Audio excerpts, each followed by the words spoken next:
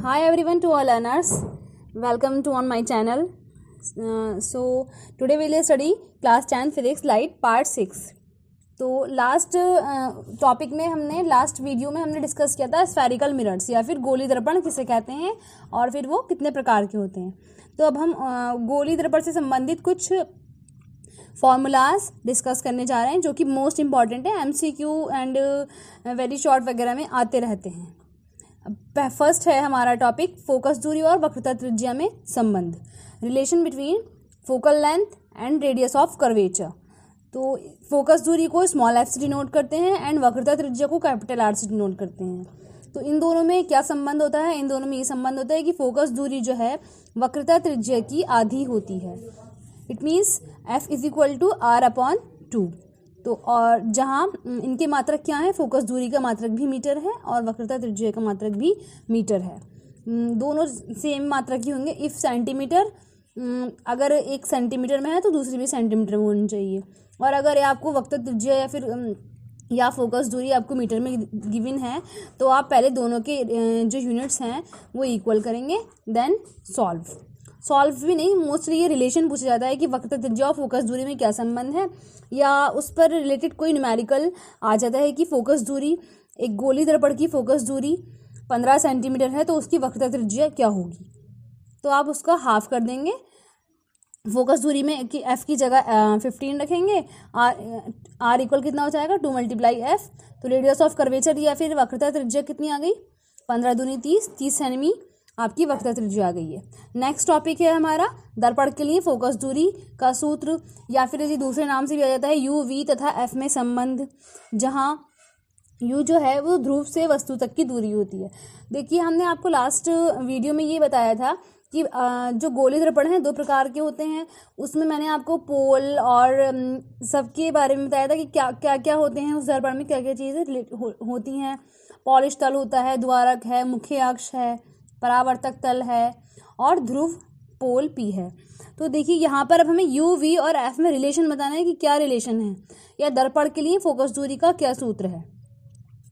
तो first of all हम देखेंगे कि यू क्या है, ध्रुव से वस्तु तक की दूरी, जहाँ हमारी ऑब्जेक्ट रखा हुआ है वहाँ से पोल तक की डिस्टेंस को हम यू से लिखते हैं। एंड सेकंड है वी जो होती है पोल से इमेज तक की डिस्टेंस होती है।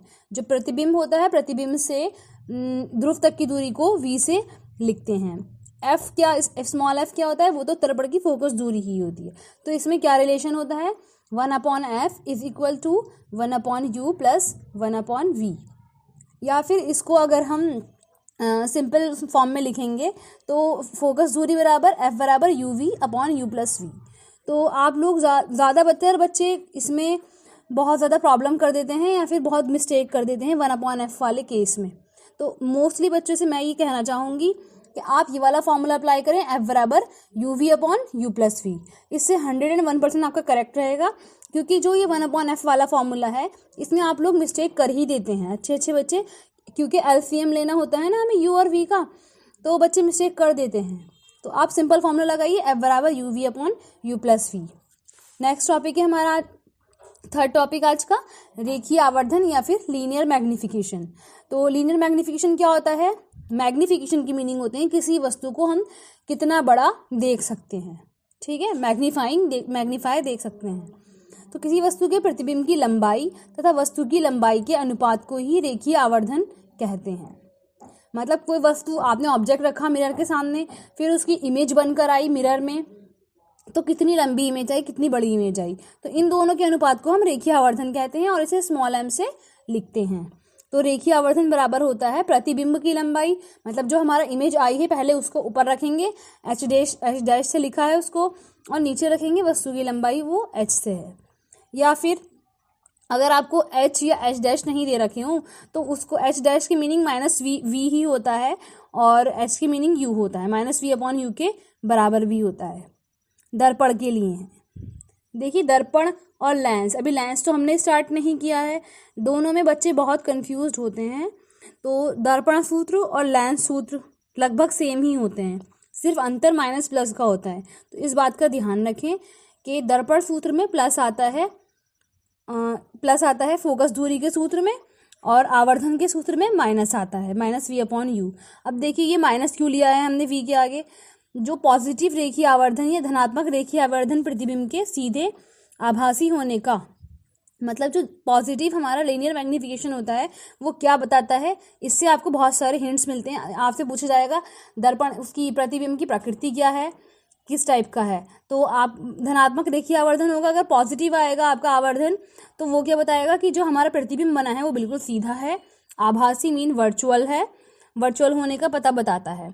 और जो माइनस का ये नेगेटिव आपका आवर्धन मैग्नीफिकेशन होता है वो बताता है कि इमेज जो आई है हमारी या तो वो कैसी है, वास्तविक या रियल है या फिर इन्वर्ट है, ठीक है, उल्टे होने की जानकारी देता है। Thank you so much. Please आपको पसंद आया हो तो लाइक शेयर सब्सक्राइब कीजिएगा। मिलते हैं नेक्स्ट वीडियो में। Thank you.